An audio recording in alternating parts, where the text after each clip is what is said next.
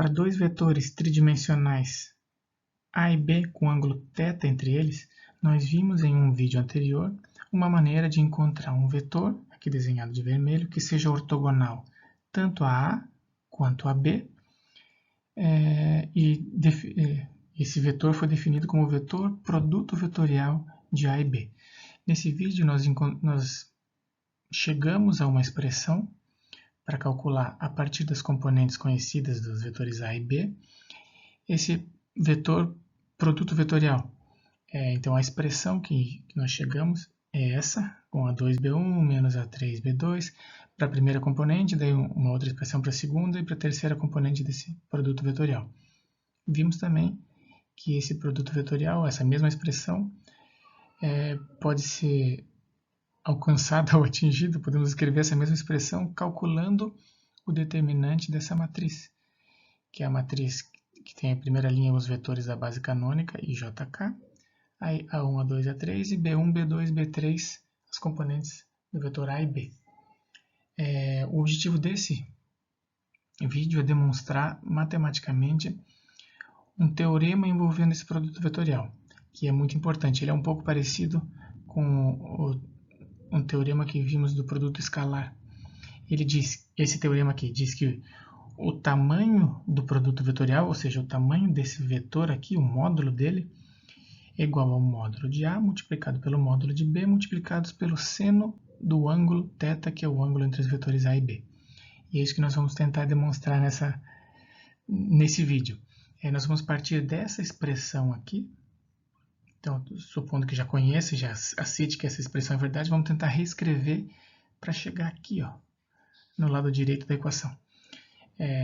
Então, partimos da expressão e o lado esquerdo do nosso teorema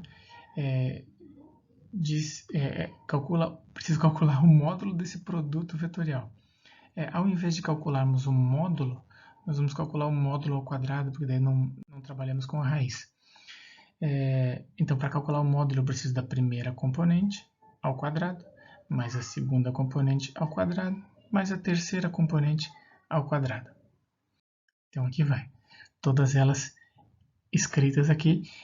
A minha sugestão é que você pare o vídeo se precisar verificar o que foi feito e pode acompanhar escrevendo no seu caderno. Vai pausando e escrevendo no caderno para ver se está tudo certo aqui, tá? E para ver se você consegue fazer.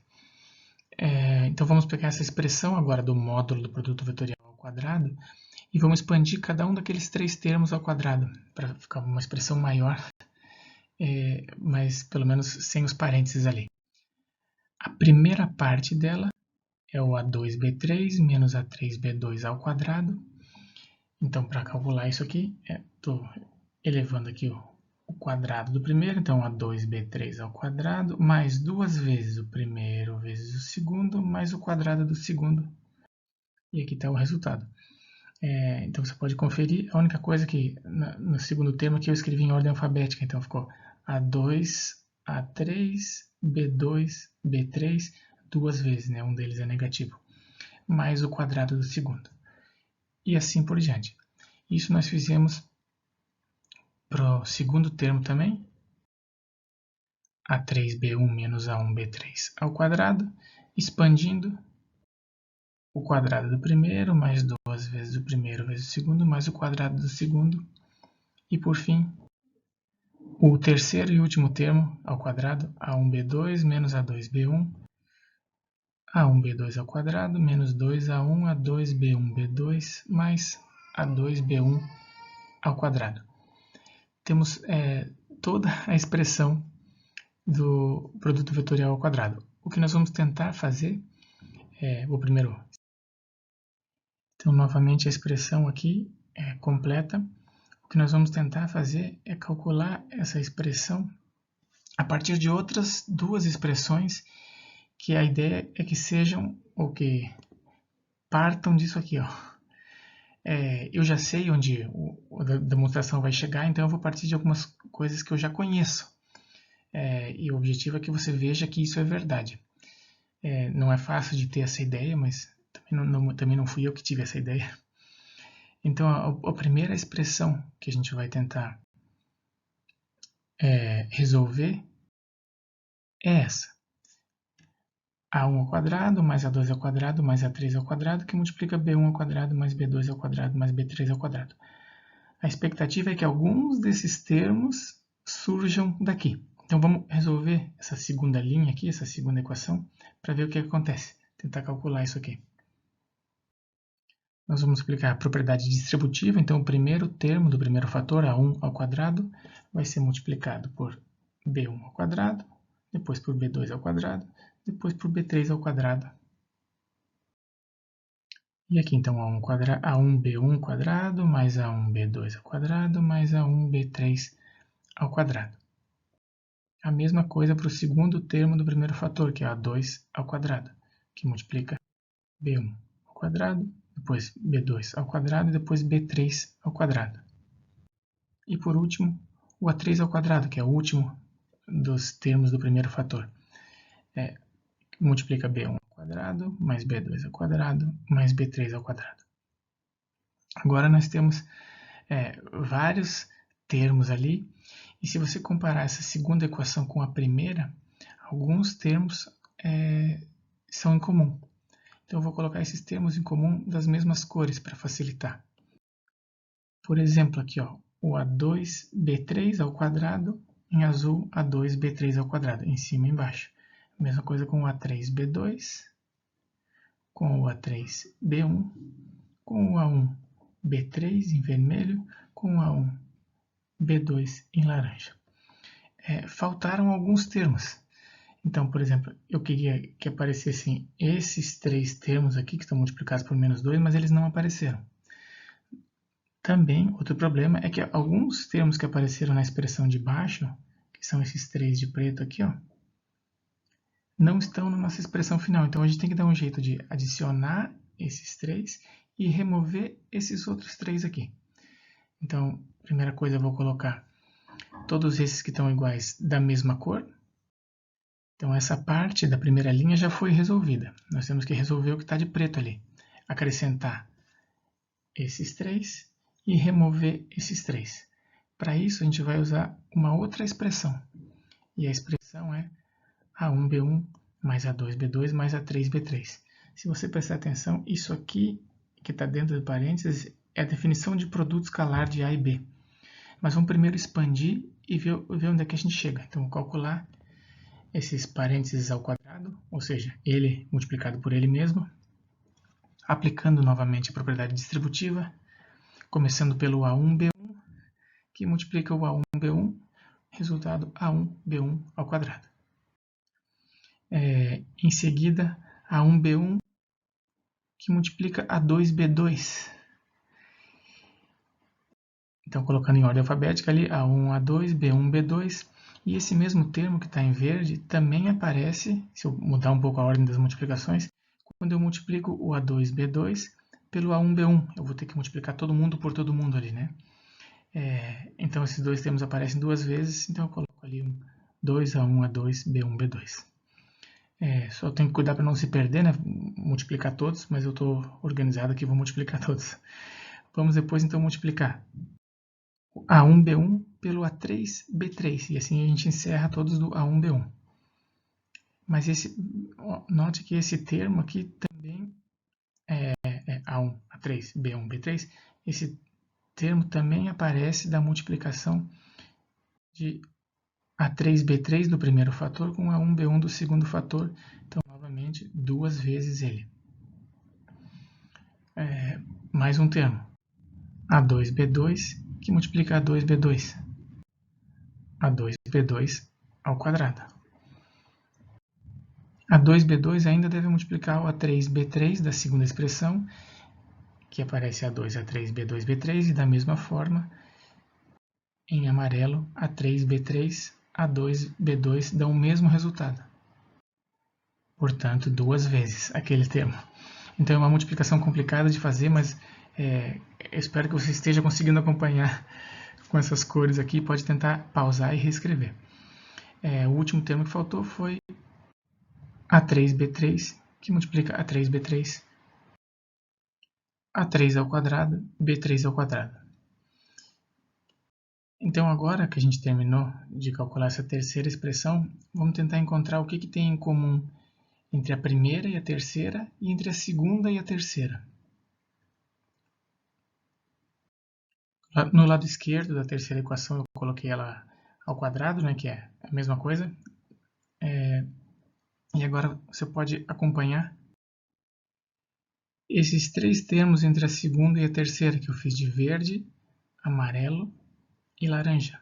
Então, o A1B1, A2B2 e A3B3, que quando estávamos calculando essa segunda tinham sobrado, eles apareceram dessa terceira. Então, se eu quiser combinar a segunda expressão com a terceira expressão para chegar no meu teorema, onde não tem nada daquilo que está em verde, amarelo e laranja, uma delas precisa ser negativa. Então, eu vou colocar essa segunda negativa. Negativa não, né? Com o sinal de menos, com o sinal oposto. Está aqui. Então, dessa forma, a hora que eu combinar a segunda expressão com a terceira, o que está em verde, amarelo e laranja vai ser cancelado. Deixei todos eles de verde, com isso a gente já se preocupou. Agora a gente pode comparar essa terceira expressão com a primeira. E justamente aqueles três termos de preto lá em cima, que agora eu vou mudar de cor, aparecem na expressão mais recente, na terceira expressão. Então, em amarelo, menos 2A2, A3, B2, B3, apareceu aqui. Menos 2A1, A3, B1, B3, apareceu aqui de vermelho. E por último, menos 2A1, A2, B1, B2, apareceu aqui. Vou colocar todos eles da mesma cor. Então, a gente pode finalmente combinar expressões 2 e 3. Então, eu vou reescrever essa aqui mais essa, né? Já estou computando esse sinal de menos aqui. E juntá-las. E você pode perceber agora que o que está em verde é que está repetido com o sinal oposto. Então, esse A1B1 ao quadrado menos A1B1 ao quadrado vai dar zero. Mesma coisa aqui sai fora e mesma coisa aqui sai fora. Então, o que a gente mostrou agora foi que uma outra maneira de calcular essa primeira expressão aqui, que é o módulo de A vetorial com B ao quadrado, é a partir desses dois termos bem complicados aqui, ó.